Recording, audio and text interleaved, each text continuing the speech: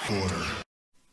Hey, this is JV and Cosmic Scott coming at you with the Elite Mark Order podcast number 2. Thanks for joining us. Today we are going to recap Full Gear, and we're going to talk about some of the results and some of the storylines that might be coming out of the show. Absolutely. It's been an incredible 24 hours. I mean, I don't want to spoil anything, but there's a couple of new champions coming out of that pay-per-view. I'm excited to talk about where they go from here. Yeah, definitely. There was a lot of storylines that are finishing up, and a lot of new ones that have been started as a result of the show. And there also is something brand new. Kuba, one of our members, has been gracious enough to allow us to post all of his Kings of the Dark and television champion statistics that he's been recording for the last, 6 months plus. Those are live right now on EliteMarkOrder.com. Awesome. Thanks for that, Kuba.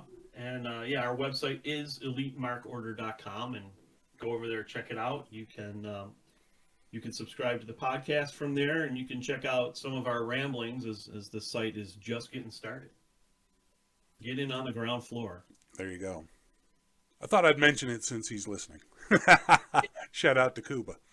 Yeah, I didn't know about that update, so that's awesome to hear. Thanks, Kuba. Shout out. Actually, I did that this morning. It was all Kuba's work. All I did was post it. Cool. All right. Cool. Let's talk about this pay-per-view, shall we? Yeah, definitely. Overall, I think it was a great show. There's a lot of people that are saying that it could have been AEW's best pay-per-view of the year. I don't know if I agree with that, but I'd have to take a closer look. It could be. It was definitely a great show. Definitely enjoyed it. I don't know if there was a bad match. I mean, I'm looking up and down the card, and I'm like, okay, so I enjoyed all of them. Maybe the Saraya Britt Baker match wasn't like 4-star plus, but the rest of them were pretty much on target. What do you say? Yeah, I'm just looking at the cage match ratings, and it looks like a couple were rated higher than an 8, which is excellent. Cage match voters are pretty strict. Mm-hmm. And then the only two bad ratings were the Jade Cargill versus Nyla match got a really low rating, and the Saraya versus Britt got a low rating too. But let's. Why don't we start out with the first match, which got a decent rating at 8.4, which was Jungle Boy against Luchasaurus in the cage match. Oh goodness! This starts off. First of all, Jack Perry did a great job as the babyface in peril the whole time, and he bled early, and it carried it. It really showed his heart, which of course is the point. I think it made him. I think it really kind of put him on the map. If they can take it and build from there, great, because this is a great setup, great ending, a real blood feud, and I'm glad they had some blood to go with it. Yeah, you mentioned that he bled early. That blood was still evident in the media scrum after the show with Tony Khan doing the media scrum. He still had blood all over his face. So I think this was a statement statement match for Jungle Boy. I think it was the best singles match that Jungle Boy and Luchasaurus both have. Definitely Luchasaurus. Jungle Boy's had some other really good matches, but for this one, it was really Luchasaurus's first opportunity to have a singles match that was a banger, was actually not just a squash or a shorter length Dynamite match. So I was really excited to see how Luchasaurus was going to do. Everyone, you see a lot of negative press on Luchasaurus, like he's one dimensional. He's a spot. He just goes for the big spots and the hot tag and the tag matches, and he does the same. But I disagree. I think Luchasaurus is very talented and can do a lot of different things. And he showed that. He definitely showed that last night. Absolutely. Luchasaurus sure, he might still need a little help. He may not be the absolute best of the best right out of the gate, no matter his age. But the fact is, it was a hell of a match. Definitely. I definitely give the match a thumbs up. Right. I think it's, I would probably rate it around 4 stars, between 4 and 4.5. I thought it was an excellent match. I thought the ending was a little, the top rope spot, or sorry, when the spot off the top of the cage, it was kind of weird. Jungle Boy just kind of caught him with the elbow barely, just enough to get some impact and break the table, as opposed to, excuse me, landing right on top of Luchasaurus, which is what I was expect was going to happen. Yeah. I think most of us expected a big splash, and that elbow, I don't think that was the best choice. I really don't. Yeah. Yeah. But yeah, no, really worked. highly rated. I mean, I'm not ready to give it stars or anything, but I will say that I think everybody was correct in their predictions of Jungle Boy winning. Yeah, that's right. We can talk about who predicted what, and yeah, I think everyone picked Jungle Boy. So Of course. So next up, we would have the World Trios title, Return of the Elite. Turns out, first of the best of 7 for the next several weeks. Holy cow! I not only does this prove the point that the Lucha Bros Death Triangle are absolutely on the level of the Elite, but their story was more prominent than the Elite's story of their return.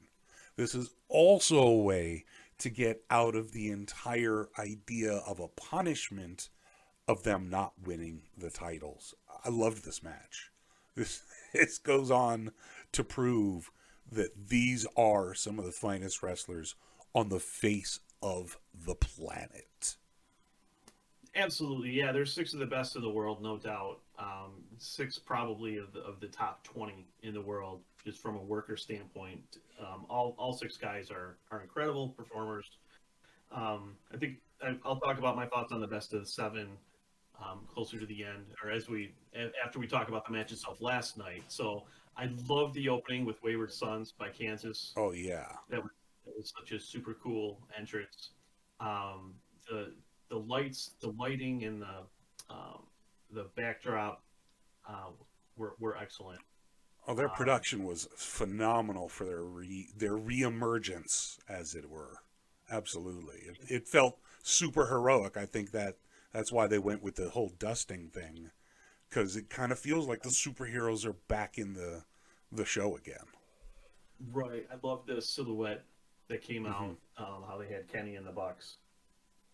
So yeah, back to the Elite. I love the entrance. I love the silhouettes of the Elite coming out. And one of the things that really kind of jumped out at me was the fan support for the Elite tonight. Yeah.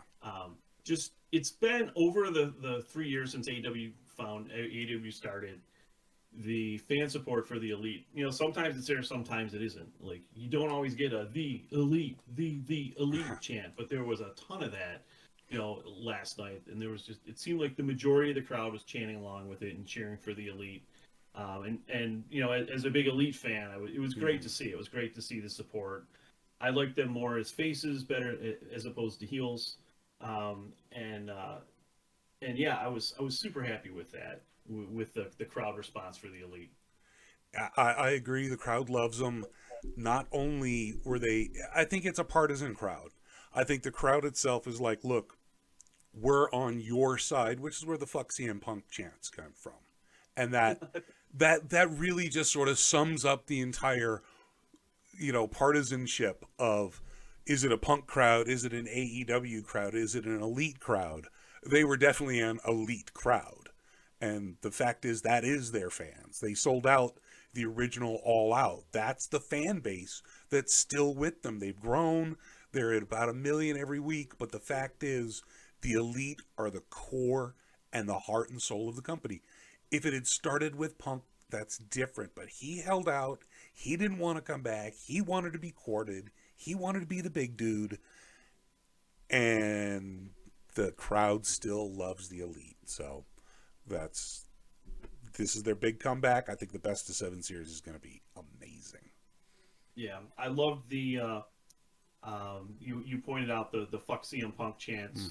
It's great to hear that. I wasn't sure we were going to get that, because CM Punk is definitely the most popular wrestler that was in AEW. I mean, by far. I mean, he moved the needle like nobody else. Yep. Bigger than me, more Google searches.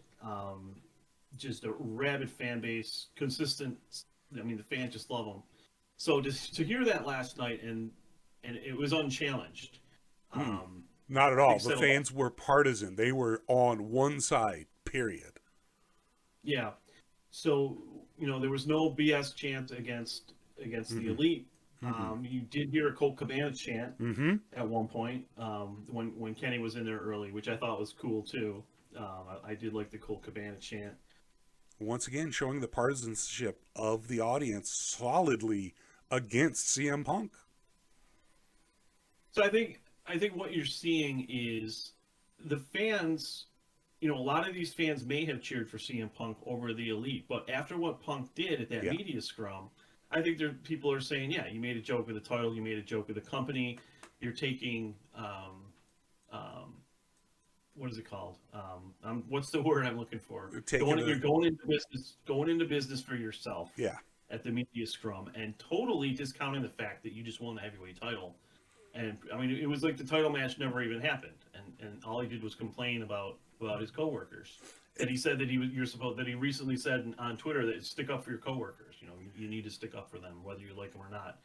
It was just so hypocritical, and just I was just glad to see the fan support I on Punk, because on Twitter, if you look at it on Twitter, there's a lot of people that still stand for Punk. well, So I was first happy of to all, see in real life, the fan support of the elite. Twitter is a cesspool. I'm not even going to go there. The fact is, the partisanship with Punk.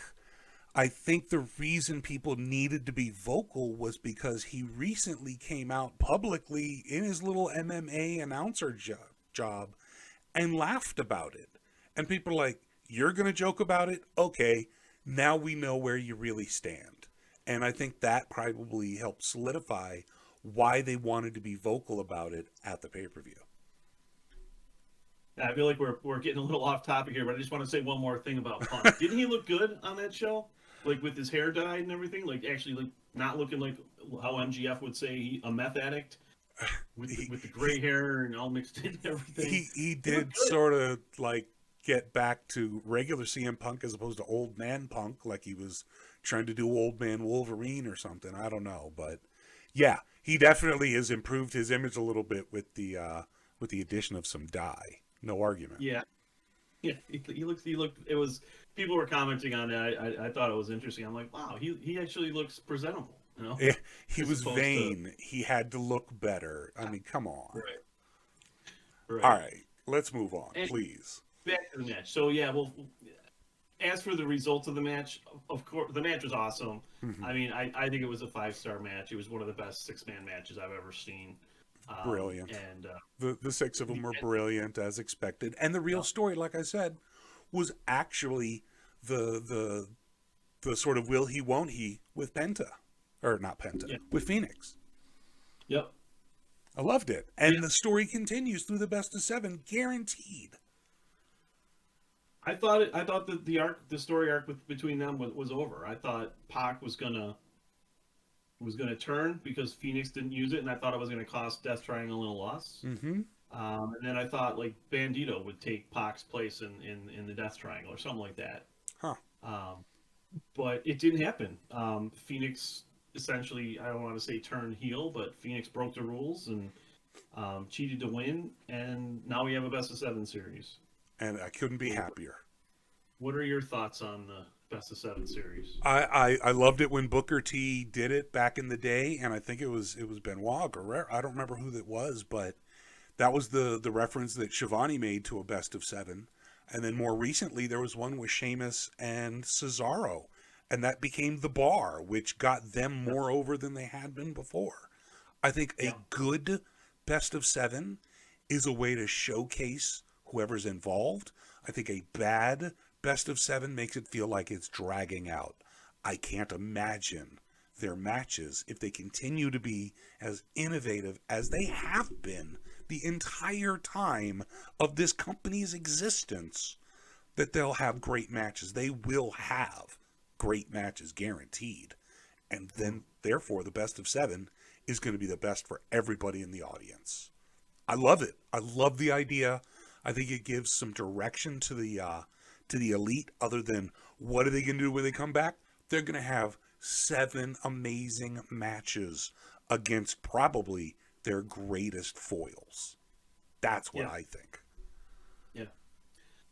I I am not a fan of the best of seven. I think all the matches are going to be great. However, I think it's going to get stale. I mean, we're Okay. talking about six of the best in the world, and we're talking about six of the most creative minds in the business. However, for me, I'm going to like it.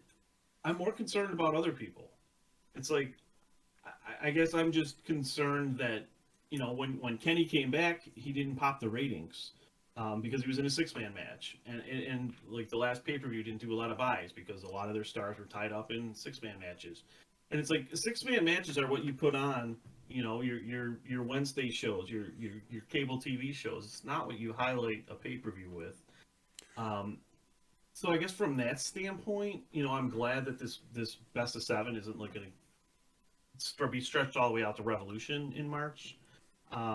But I don't know. I'm just going to be real curious to see how the ratings do with having the same guys fight each other in what's going to be at least a 2 segment match for on 7 different weeks in the next 2 months. It's a lot.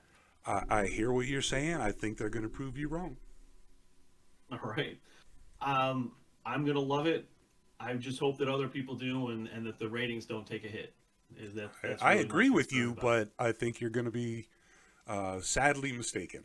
That's my stance, and I'm sticking with it. And the other announcement that came out regarding the Elite, and then we'll move on, is Kenny signed to fight Oh yeah, Will Ospreay at Wrestle Kingdom in early January. and That good is for him. That's a hell of a match. People want to see it. so Kenny's video that New Japan released. Kenny talked about New Japan called him, and he didn't want to go, but he's doing it for the fans. He's like, I don't need New Japan. I have AEW, but I'm doing this for the fans in Japan.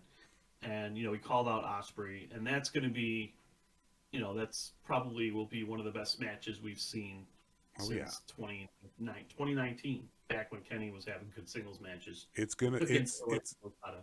it's gonna be amazing. There's no doubt about it, and that's gonna be right there in the middle of their best of seven series.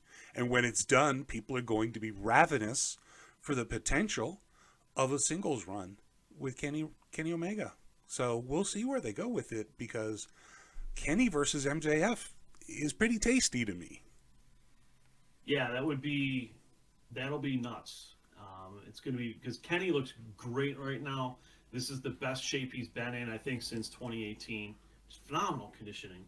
The best ever And because of his all the illnesses and everything he was dealing with. This should yeah, be the finest Omega after all this rest and practice and just chomping at the bit to get going. yeah, 23 should be a great year for him. I'm looking forward to it because 22 has kind of sucked without him being around most of I the agree. years. I agree. All right, up next we had Jade Cargill versus Nyla Rose. You know, I enjoyed the whole interplay between Nyla and Jade. As always, I'm behind Jade with her cosplay. She always tries to bring something new, and she came out as Chitara from the Thundercats. So I'm right there with it. That's why Jade is starting to get a little bit of a tweener response because yes, she's a heel, but she does still play to the crowd quite a bit. So that's kind of becoming a tweener thing. And against Nyla, she was kind of the face. So Nyla did well. They did the big person versus big person stuff. The giant girl versus giant girl. Then Nyla went to the top. It was back and forth. Fortunately, Vicky never got near a microphone, so that's a 5-star match. And Jade eventually won with her move, so got her belt back.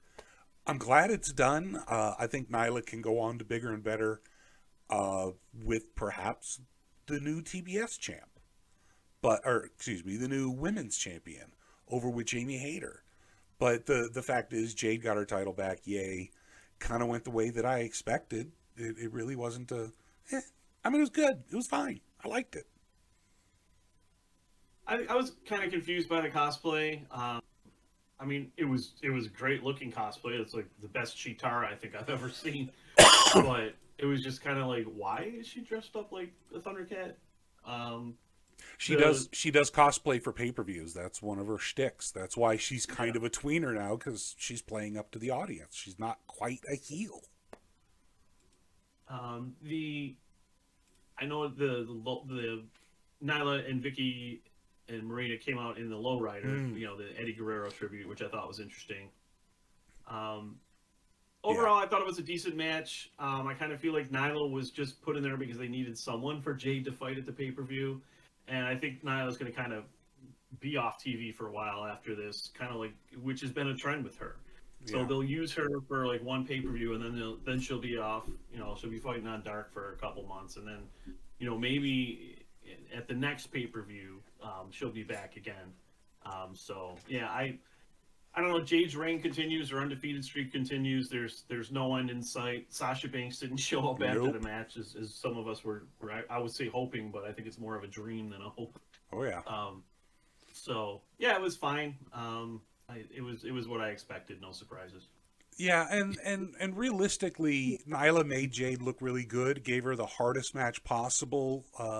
Made Jade actually sell. It was a longer match, it was 8 minutes, so she actually kind of had to work a little bit. It was a good, solid match for a mid-card title that really helped the mid-card title holder. All right.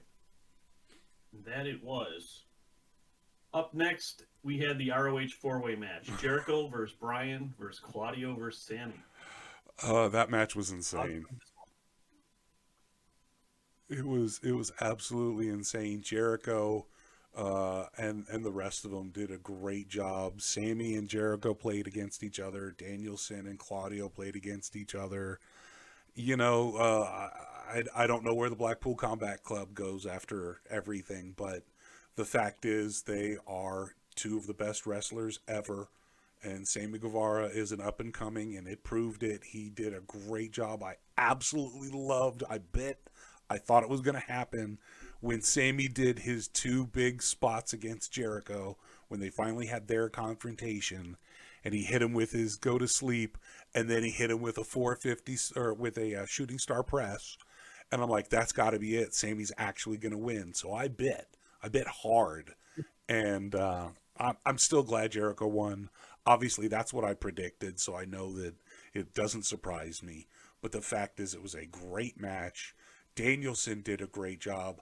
I thought Jericho at the very end, where he tried to do the Judas effect to break up the big swing and land on Sammy and get the pin all in one fluid motion, obviously didn't happen. So he just stood up and he hit Claudio and pinned him. And that's fine. The fact is, the ending didn't quite go perfect, but it was still a phenomenal match. Of course, out of three of the current best and one of the future best. I loved it. Sammy doesn't get enough credit for being as good a wrestler as he actually is. He gets a lot of heat for the shit that happens outside of the ring. And you know what? I'm sorry. He is phenomenal. And good on him. He almost won. Yeah, Sammy I think, stole the show with turning on Jericho. I loved the match. It was probably my favorite, one of my favorite Jericho matches in AEW, if not my favorite Jericho match in AEW. It was excellent. It was great seeing Bryan and Claudio go at it in the ring as well, fighting each other a bit. But at the same time, they were respectful. Both, even Jericho and Sammy, like Jericho afterwards said, I knew that was going to happen. Sammy's a competitor, and that's fine. And he's still in the Jericho Appreciation Society, and we're still latex gods, So I thought it was cool that these guys can fight each other without, the world having to end and the relationships having to end. They can just move. It's just business. That's the business they're in. They move on with their alliance, and I like that. I agree. And the fact is, on both sides, with Claudio and Bryan, they went in knowing, look, we're going to fight, no problem. And then when we're done, we're still on the same team. Sammy and Jericho had that same thing, but when they turned on each other, they turned on each other like heels. Whereas Danielson and Claudio turned on each other like faces, or at least with honor, because Danielson is technically still a heel. But yeah, no, I love the chemistry with all four of them. I think it was a phenomenal, phenomenal match. And, ROH for getting its time on AEW TV, when they get their own show, Jericho's going to be the head of it, and deservedly so. He can run a whole show himself.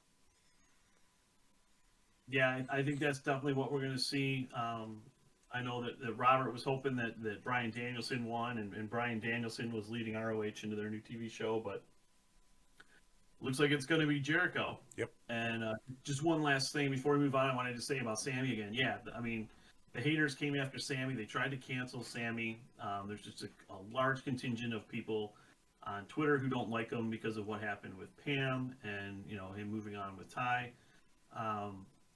And Sammy, he's had a lot of fuck ups in AEW. He, you know, throwing the chair at Matt Hardy's head. You know, the bump Matt Hardy took on on that one pay-per-view when Hardy continued to fight after he was concussed. You know, the spat with Andrade, the spat with Kingston. Sammy's been involved in a lot of controversy. Yeah. But I love that Tony's continued to push him, despite the fans turning on him, despite locker room issues. Tony has faith in Sammy, and I hope Sammy can make the most of these chances that he's been given, and become the star that I think most people know he can be. So, yeah, just hopefully he can keep his head straight and keep using Jericho as a mentor, get through these rough waters, and if he keeps doing what he did last night, he's going to be just fine. Absolutely. I think having Jericho as his mentor is helping him in his relationship with TK. I don't think there's any question that Jericho has TK's ear, and I think as a result, Sammy is getting some benefits of a little bit of leniency, and that's not a bad thing, but I think that is a thing. Yeah. And Tony Khan did go to Sammy's wedding. Yep. He loves him. He clearly loves him. Absolutely. He's one of the young stars that he's going to build the future of the company around. Absolutely, he loves him. Yeah. All right. Yeah, I think that match could have pushed 5 stars. I'd probably have to rewatch it, but I would say 4.5 to 5. I think it was a phenomenal match. It was one of the best AEW matches, I think. Absolutely. I enjoyed it more than those 5-on-5 AEW matches, you know, in the cage or whatnot. The Stampede matches, I think it was better than those because it was an actual wrestling match and not just a bunch of chaos outside the ring. So yeah, I think it told a better story that way. Yeah. All right, Britt versus Saraya. So, coming into this match, I liked Paige when she first appeared back in WWE. I disliked the fact that she ended up getting injured and couldn't wrestle. Her comeback, I was like, cool. I want to see exactly how good she really is. She had a little ring rust. They had a couple things, but overall, it's a pretty good match. She ended up winning, which, okay, she hit her finishing move a total of 3 times to finish off Britt. I guess it's not that good a finisher. I don't know. But you know, they couldn't call it the Rampage, couldn't call the Page or any of the names. So they came up with the Night's End or whatever it was. I don't know. It's fine. It was a fine match. Welcome to AEW. You got to win. Britt Baker did the honor for you. Okay, cool. You know, yeah, cool. That's it. I thought it was decent. I loved the brainbuster, the neck breaker that Britt gave Saraya off the apron to the floor at the start of the match. Yeah, got to target the neck, obviously. Such a sick bump. I mean, it's brutal. It was one of the most brutal bumps on the show, and I thought like that was even more highlighted by the fact her brother, Paige's brother, Saraya's brother, was right there on the outside, and then Britt went over and started talking trash after potentially re-breaking that neck. I thought that was pretty ballsy.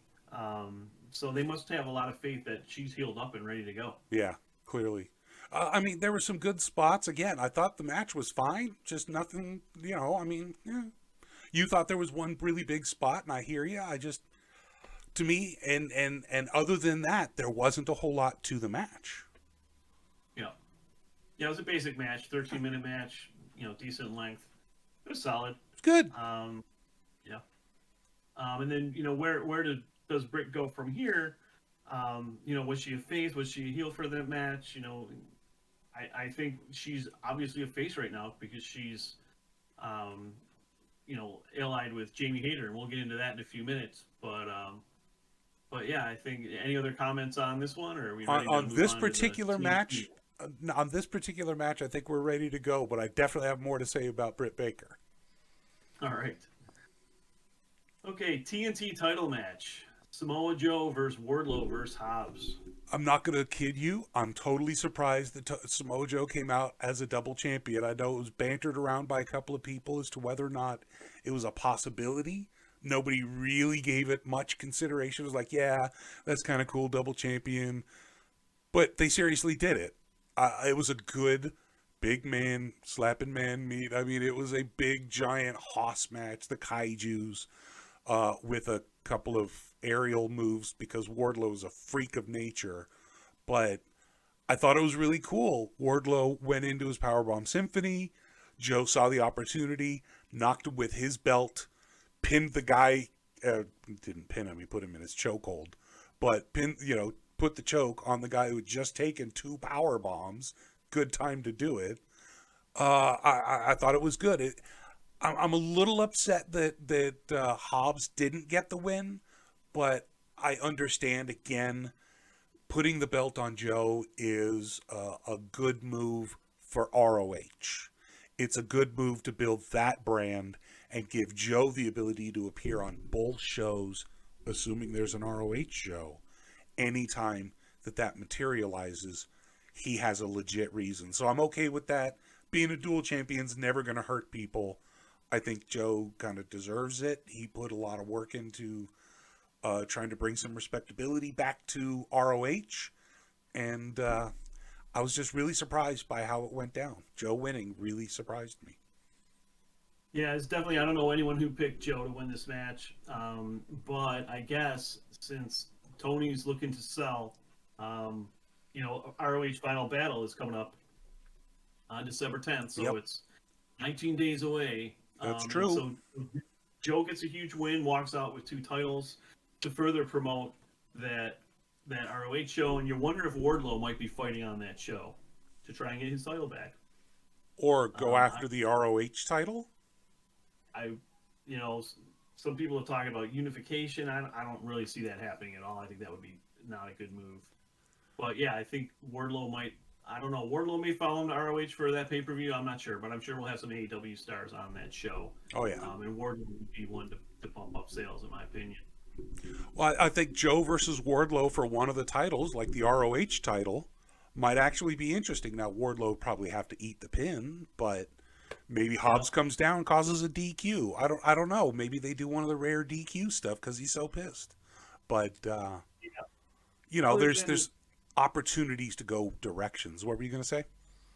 Yeah, I was just going to say, other than selling tickets for ROH Final Battle, I don't like the result of the match. We'll see where they go with it. Hopefully it's worth it, because Wardlow, I don't think, was really given much of a chance in this title reign. He had, and this is off the top of my head based on what I looked up last night, he's had 7 defenses. 3 of them were squash matches against guys like Ryan Nemeth, and then the other 4 were just one-offs where the matches really weren't promoted in advance. So he didn't really get to have a program as That's true. TNT champ. A lot of criticism from fans about that, and it's just, why did Tony not continue to push him? Now he's in this program with Hobbs, and I'm assuming it's going to have to continue, regardless of what happens at ROH Final Battle and whatever is going to, if anything else is going to happen with Joe. So Wardlow and Hobbs continue to fight because obviously Hobbs kind of cost him his title because he got pinned. Okay. They've been building up Wardlow and Hobbs for a while now, so I think we might see we might see more. We should see more between Wardlow and Hobbs. It's a good matchup. Yeah. Okay. And Kuba points out it's the first time the TNT title was defended on TV for a long time. I think since All Out in 21. First championship defense on a pay-per-view since All Out 2021. So has been a while, because Tony's used it as a TV title. So. Absolutely true. Absolutely. Well, thanks for the chiming in there, Kuba. Right. Up next, the no DQ tag team matches: Darby and Sting versus Lethal and Jarrett. At one point, it became an actual tag match with some sort of rule, and then it broke down again. It was really one of the craziest matches they've had in a long time. As usual, Sting does not lose, nor should he. He's 62. Right. He's still flying through tables. The dude is insane. Surprisingly, what comes out of this 11-minute horror fest of a match. Satnam Singh looked really, really good. He caught Darby off a 25-foot jump, and then Sting got to put him down. He tried to do the Scorpion Death Drop on him, and he was too big, so they did a double move. Satnam Singh looked great. And then their team lost because Sting never loses. Right. Right, and I loved the coffin drop, death drop DDT combo on Sting. That was awesome. And again, just going back to the spot off the ladder, that was an incredible spot. It was one of the craziest things I think I've ever seen in wrestling, was being able to catch Darby after jumping that far. It was awesome. Almost effortlessly. Yep. It just boop. Like catching a baby to him. It was so funny. Yeah. How do you think Jarrett did in his AEW debut? Oh, Jared was in the match. That's right. I actually completely ignored him, other than the one spot where he hit the guitar on Darby, who no-sold it. Other than that, I literally don't remember anything Jeff Jarrett did. Yeah, he was there. He was fine. What did you think of the TNA chants? Because it's something we were talking about in the previous podcast. We did not want to go there. And here we have an AEW crowd chanting TNA. That's the point. Now, mind you, realistically, it was pretty good. It was a pretty good match. Jeff and Lethal do have chemistry. They do have that history. But that connection to TNA is so not good for anybody. I think if TK is smart, he breaks up that act. He gets Jarrett out of there because it's not helping combined with Lethal. Maybe kick Lethal out and it becomes Jarrett, Sanjay, and Satnam. I don't know, because their job is to get Satnam over. That's the whole point of everybody in that group. And they did that this match, but no, the TNA Association is bad news. Get that, break that in their minds quick. I also want to mention that Jay Lethal, I thought, had a real solid showing. There's some sentiment. Why is Lethal on TV? But Lethal always delivers. He's excellent in the ring. A lot of people go to Lethal for training and for tips on how to improve their game. He's just he's such an incredible wrestler. He's just a great technical wrestler. So always good to see Lethal, and I hope they keep using him. Oh yeah, I mean, obviously he's not going anywhere. He is exactly. I called him a solid hand the other day. That's what he is. He knows his position on the roster. He's okay with being where he is. He loves his job. He's good at his job. He doesn't have to be a champion. I like Jay. It's just, I hate Jeff. I'm just not a fan of Jeff Jarrett. That's all. Jeff Jarrett was definitely on my on my list of guys that I refuse to watch. But it had been so long, I kind of forgot, and I hadn't seen him fight for probably well over 10 years. And I saw him at Ric Flair's last match over the summer, and he was okay. Like he's like didn't bother me too much. So long as Jeff Jarrett isn't being pushed and he's on sparingly, I think I'm okay with it. But I don't want to see him on every week doing an interview. Like right. I'll have to start looking at that mute button if they're gonna be putting Jarrett on my TV every week and having him run his mouth. Him and Vicky, I just don't want them. I mean, I like Vicky. I understand what she's doing, her character work, all that. I just don't want her to talk. Let Nyla do her own talking. Same thing with Jeff Jarrett. I don't want to hear him talk. He's just not somebody I want to hear talk. Right. All right. Okay. Interim women's title match: Jamie Hayter versus Toni Storm. I really want them to change that. There's rumors of it going around that Tony's going to change it. Great, let's hear that. As far as the title change, I think the audience response was exactly on par. Jamie Hayter has organically grown this massive audience of people because she's good. And she deserves being recognized for being good. I don't think it takes anything off of Toni Storm. I think they had their built-in relationship from the pandemic. That story led a little bit of reality to it. And of course, Jamie had the DMD, the Britt Baker, the Rebel. She had all the extra interference. Toni had no one. I love the fact that Jamie Hayter gets to win. Britt Baker is definitely not a face. That was, I don't care if the audience was ecstatic for Jamie Hayter, 100% behind Jamie Hayter. They are heels. What they did to win that title is pure heel moves. Curb stomp onto the title and an exposed turnbuckle to finally put her away. That is not what you do as a face. So I'm glad to see it. I think she deserves getting recognition. I love the match. Obviously, they did a great job, and Jamie Hayter wins. So, what's not to like? Yeah, I was really worried about this match after the first, say, 5 minutes or so. I'm like, you can hear a pin drop. This crowd is tired. Yeah, Um, but then, the second half of that match, they really picked it up with the interference. There were so many false finishes. I'm like, this match is over. And, yet another crazy kick out, kicking out of the Storm Zeros. And, yeah. just it turned into a phenomenal match. It was probably, I want to say, other than the Britt versus Thunder Rosa, the death match, I think I want to say this was my favorite women's match in AEW. It was really solid, and the crowd was going crazy.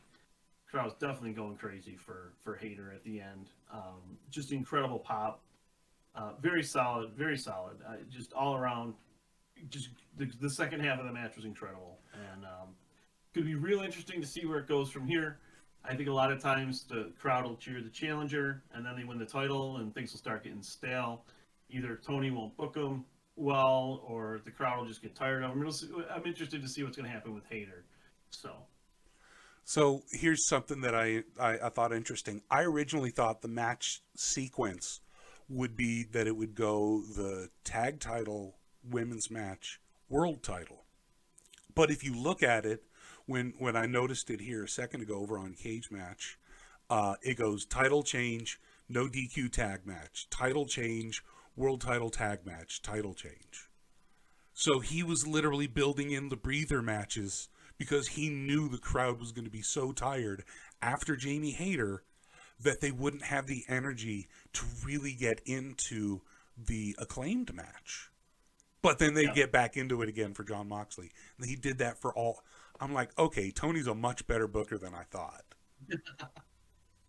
Yeah, I mean, he's created the second most successful company in U.S. history, possibly even world history. That might be a stretch. I don't know the financial numbers of especially promotions in Mexico that were selling in stadiums, and or how financially successful in Japan. I think I'm going to take that back. I should just say in the U.S. I don't want, because companies in Japan and Mexico have been huge. So, but yeah, I mean, he could surpass what WCW did. He's been around for 3 years. How long was Bishop in control of WCW? Not much longer than that. So it's hard to compare them because WCW had 20 plus 30, 40, 50 years worth of lineage. Much like WWE had all that built-in lineage when Vince originally bought it from his dad. You can't really compare those companies to literally building something from nothing. There was nothing. Before the Elite, before All In, there was nothing. There was no audience, nothing. And now, 3+ years later, holy shit. Yeah, I mean, the company's well established, and it's going to be real interesting to see over the next few months what he gets in his TV deal. Currently, he's getting about $45 million a year, and based on what WWE gets, and he's doing 60% of what Raw does. Raw gets $250 million a year, so Tony should be asking for a minimum of $150 million per. But I don't know if he's going to be able to get that just the way the economy is and everything now. You look at the ROI. You look at the return on investment from the corporate stance. You look at how much the advertisers are starting to pay attention. You look at just all these different factors. Are they going to get more than 44 million? God, yes. Is it going to be double? Is it going to be 88 million? It might very well be. Is it going to be triple? Is it going to be 150 million? That's actually not an absurd number logistically from a corporate perspective on the investment, because given their growth over 3 years, What's the next 3 years going to be like if they triple again? Right. So why not take the chance? It's only $150 million. Right. You know, Yeah, it's going to be real interesting to see. that's sort of like the investment that they're getting back on things like Marvel. You know, where they put in 150, $200 million and get back $1 billion. That's the type of investment they're looking at. And AEW is on a trajectory to start meeting goals like that. Give them an influx of $150 million and see how fucking good they are. Yeah, then Sasha Banks will be on AEW. Hell yeah, she will. And that's really what it comes down to, is all that money for negotiating contracts. Because if you can have massive amounts of money, they could lure some of those WWE people over. Right. That's for sure. Not that they're not already. Come on. Right. Right. Speaking of WWE people, we have another member in the audience. Oh. Hello, Scott, our other Scott, the one who's missing a T. The trademark lawyers. Yeah, surprisingly, it comes up during our trademark conversation. All right, so back to Hayter versus Storm. Yeah, like I said, it started slow. It blew the roof off the building. It did. I think it was the hottest I've seen in AEW crowd for a women's match. Huge success. I love the one of my concerns was, and we talked about this on the previous show, Britt Baker and Jamie Hayter. Was Britt going to accept Hayter winning the title? Because Hayter was always Britt's sidekick when she was the champ, and Britt had the shirt on to answer that question, which I thought was incredibly well done. Yeah, and clearly by her actions, 100% Team Hayter. And that's fine. She needs that. You know what? Jamie Hayter, having a former world's champion on her side, multiple time possibly, world's champion on her side, somebody of the caliber of Britt Baker behind her, hell yeah. I'm into it. I'm glad for that. I'm down. Yeah, I think there's going to be a lot more excitement to come with this storyline. And it'll be interesting to see if Thunder Rosa's coming back soon or if Tony's going to drop the interim. But yeah, it's. I think the women's division is definitely heating up. And I think it's time. I think it's absolutely time to drop the interim. I think you just call it the women's title because they fucking earned it. Absolutely. All right, moving on to the Acclaimed versus Swerve in Our Glory. This was a 20-minute long, I think second longest match of the night. World Tag Team title match. What are your thoughts on this one? The crowd was so tired. They were so tired.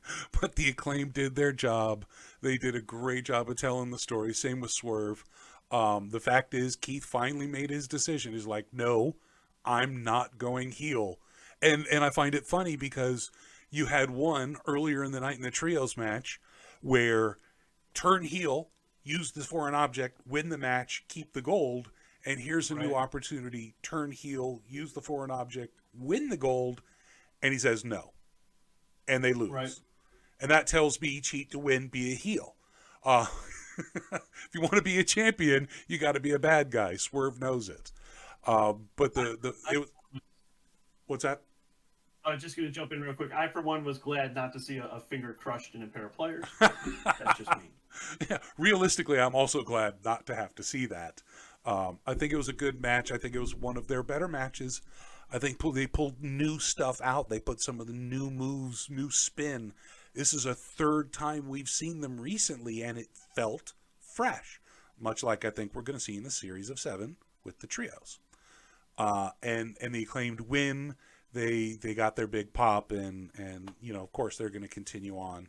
And then we get a singles program, hopefully, with Keith Lee and Swerve Strickland. So I'm happy with the outcome. I thought it was a good match. The audience just couldn't get into it. They tried a few times. They really, really did.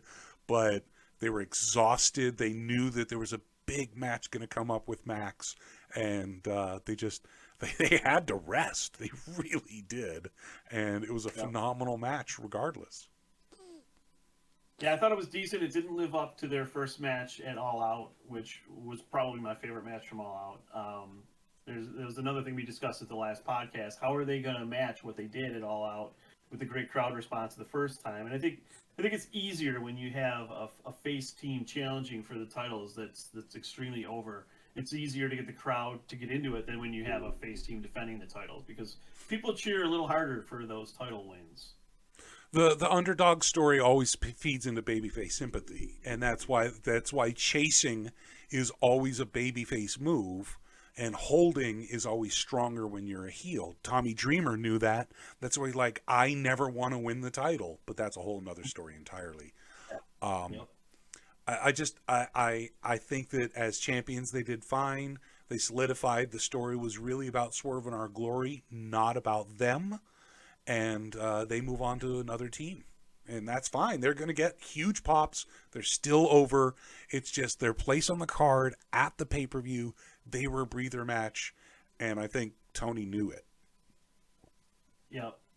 Keith Lee took some crazy bumps in this match. He's such a big dude to be flipping over the top rope and landing on his back on the floor. I just hope he can stay healthy. So one of my questions is, coming out of this was also, I just want to mention Swerve looked awesome in this match. He's just got some great moves. He has some great kicks, very unique moves. He reminds me of Canyon a little bit in that his offense is pretty unique. So the question is, where does Keith Lee go after him and Swerve, have their feud? Keith Lee, is he going to go for the heavyweight title? Is he going to go for the TNT title? Is he going to go to ROH? Because he is I think he's a main eventer. Keith Lee is a threat to beat anyone in the company at any time. So where is he going to go after this, after Swerve? Well, I mean, obviously you give Swerve a good 3, maybe month and a half push. You get it through the holiday season. You get it into the next year.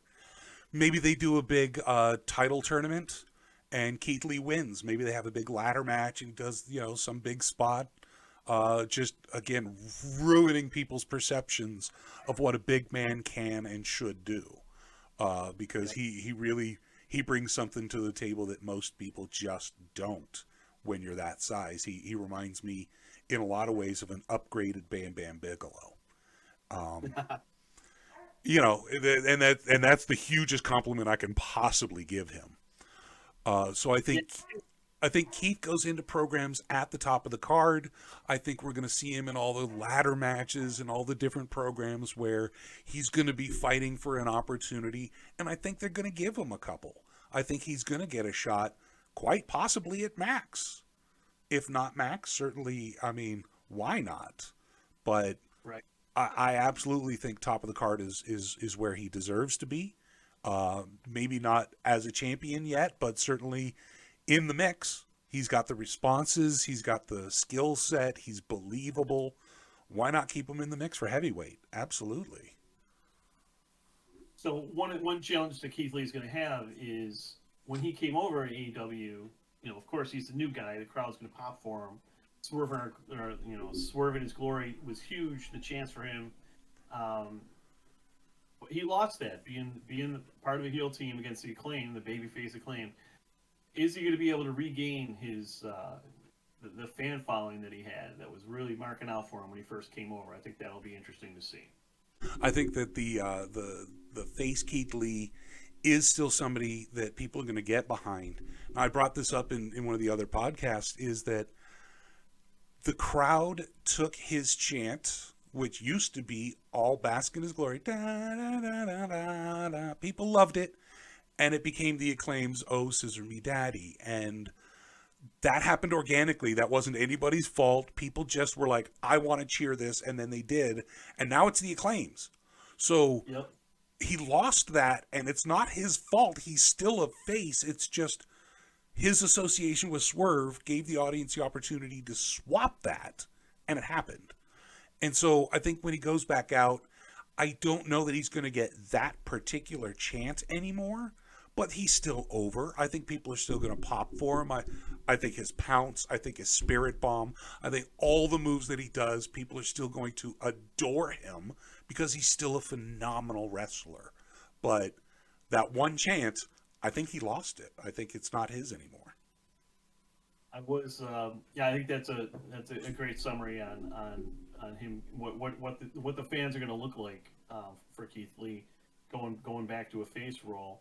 One thing I was hoping that he did do was I was hoping that he would have scissored the Acclaimed on the way out, something like that, because I think the building would have erupted for that, and it would have put him back as a clear face character if he would have just scissored them on the way out. So, Well, I mean, he helped him stand up, kind of patted him on the back, and left him in the middle of a match. So that's still a pretty big statement of peace. right.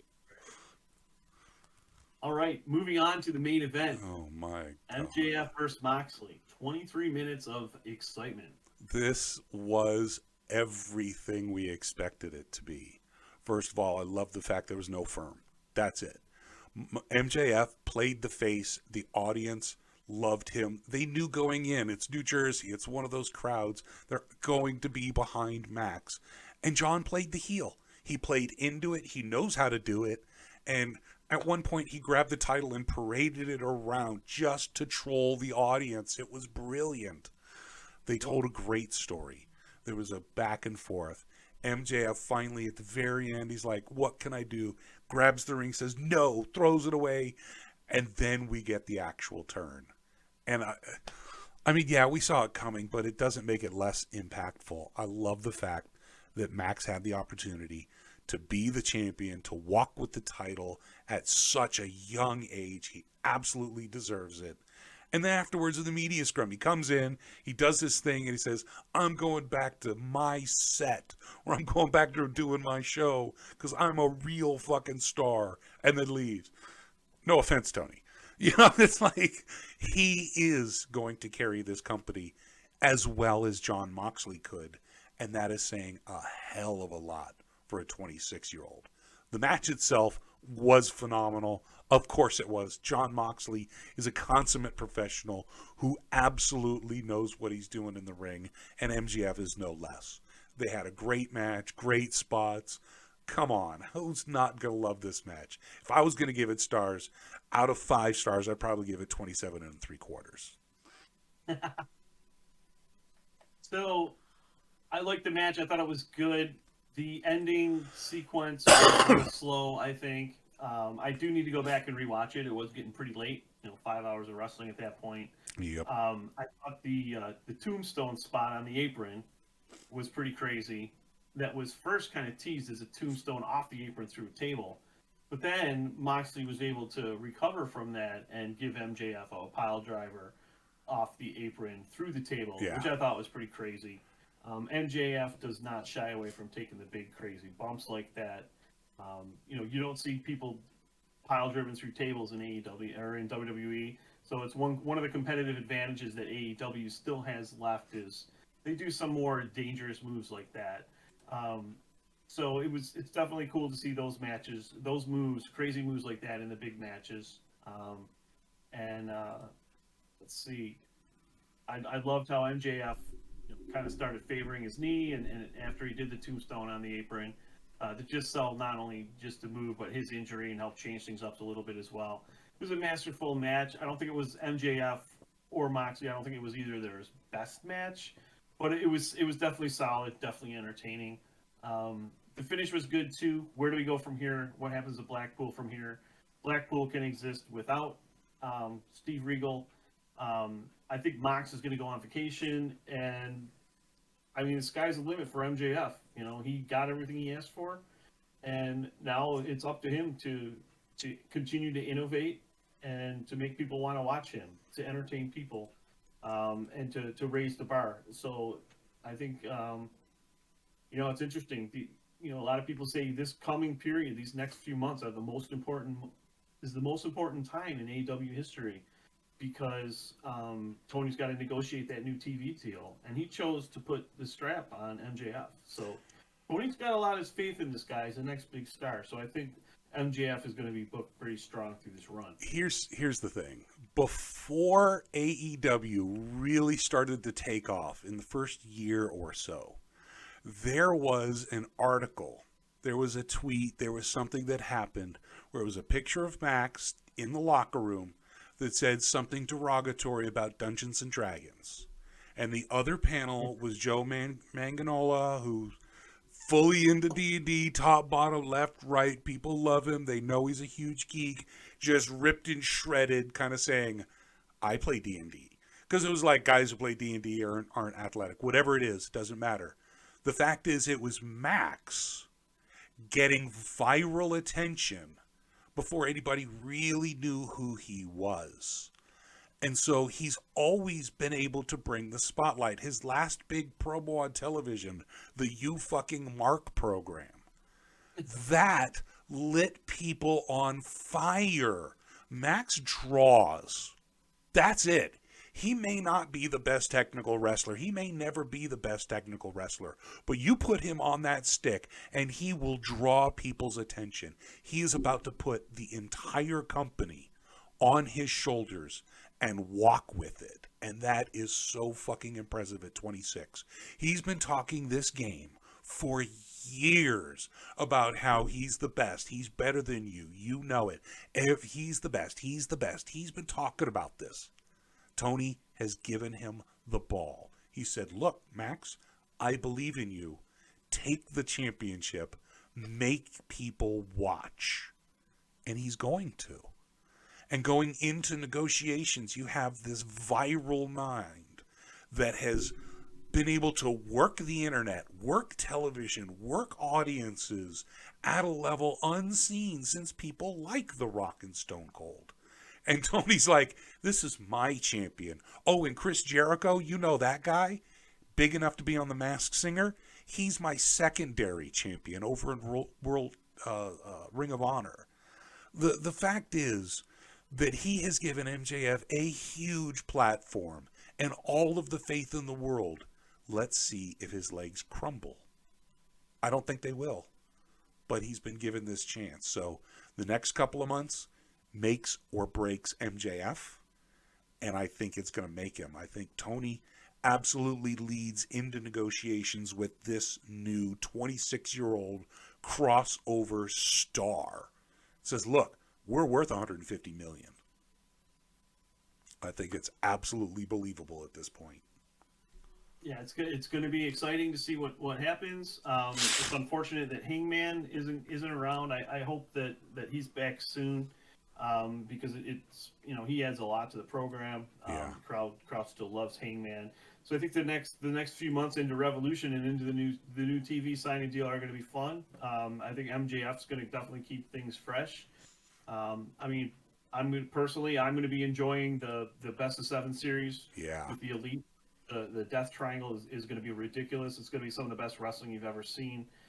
So I think there's a positive outlook for the next couple months with AEW, and I hope that they can lock down that TV deal, so that everything continues on as is, because AEW has been great the last 3 years. It was great through the pandemic.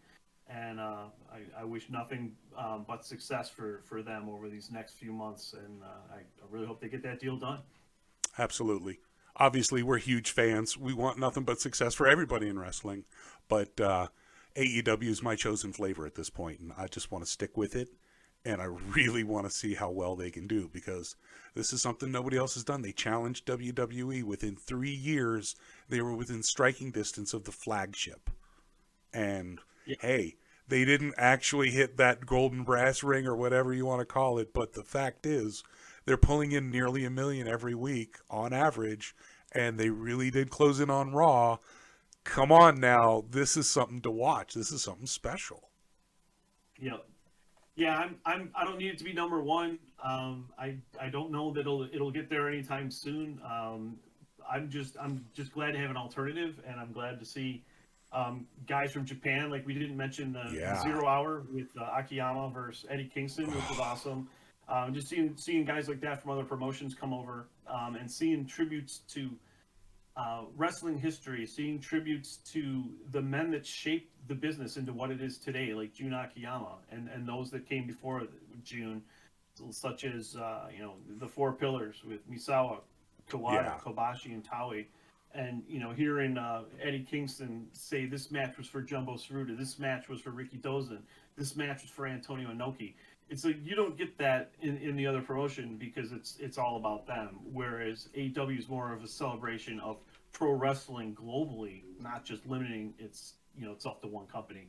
And that's why I love AEW, and why I follow it as much, so that I can come on a podcast and talk about it for an hour. You and me both.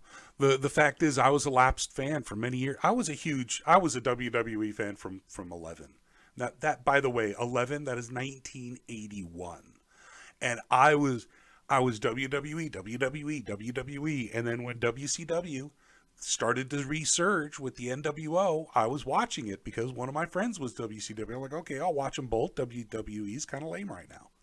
And then, eventually they collapsed, they got bought out, and then it was just WWE in America. And that's what I knew. That's what I watched. I got so sick of it. I got so tired of it that when AEW came around, I'm like, okay, I know some of these names. I know Jericho. I know Cody. I'm going to give it a shot. I was literally one of the lapsed fans that Tony tried to bring back, and he did. And I'm happier for it. I love this show.